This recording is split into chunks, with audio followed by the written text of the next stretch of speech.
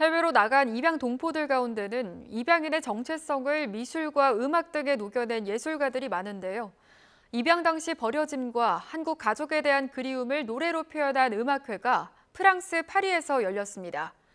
언젠가 모국 공연을 꿈꾸는 프랑스 입양 동포의 사연입니다. 안녕하세요. Je m'appelle Vincent. Mon nom coréen c'est Han Daekyang. Je suis arrivé en France en 1982.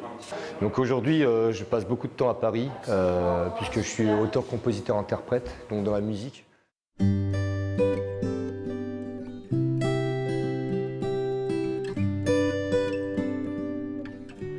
Et je suis né officiellement le 17 juin 81, donc voilà, j'avais un peu plus d'un an quand je suis arrivé.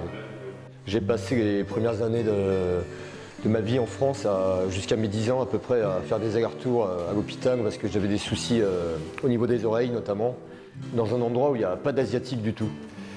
Donc dans mon village on est 400 peut-être, et j'en parle dans les spectacles. D'ailleurs j'étais le seul asiatique à l'école primaire, au collège, j'étais toujours le seul asiatique. Je crois que dans mon lycée on était 2. Vraiment le seul coréen dans mon entourage, ça a joué beaucoup. Ça aurait pu créer l'effet inverse. C'est vrai qu'un jour on m'a dit que je savais chanter et je me suis mis à chanter, c'était une dizaine d'années, mais c'est pas quelque chose qui était un peu du jour au lendemain. Je me suis lancé dans la musique, quoi. Une cinquantaine, une soixantaine de chansons, je sais pas.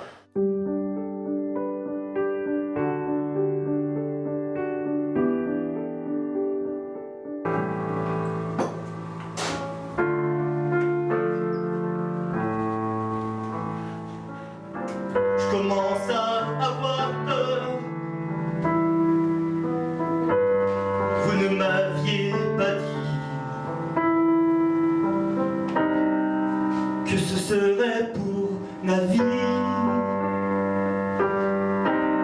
que ce serait pour ma vie.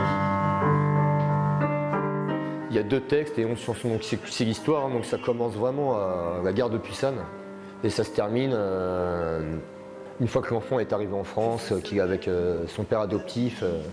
Sinon j'ai été trouvé donc, sans date de naissance, sans nom, sans rien.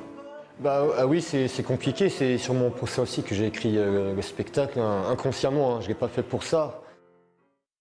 C'était vraiment émouvant, intéressant, l'histoire de l'identité des enfants adoptés.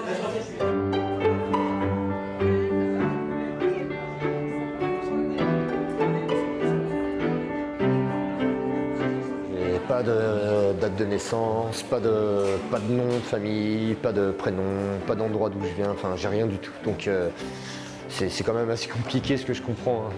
J'aurais voulu le faire, mais comme je vois que apparemment la vie a voulu que je ne le sache pas, je pense que je ne le saurai jamais.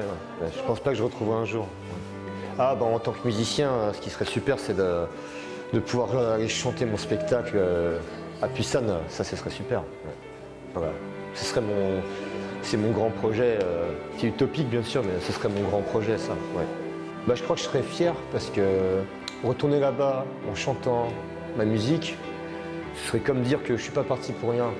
J'ai dû partir, mais j'ai réussi. Pour moi, ce serait vraiment un symbole de réussite, quoi.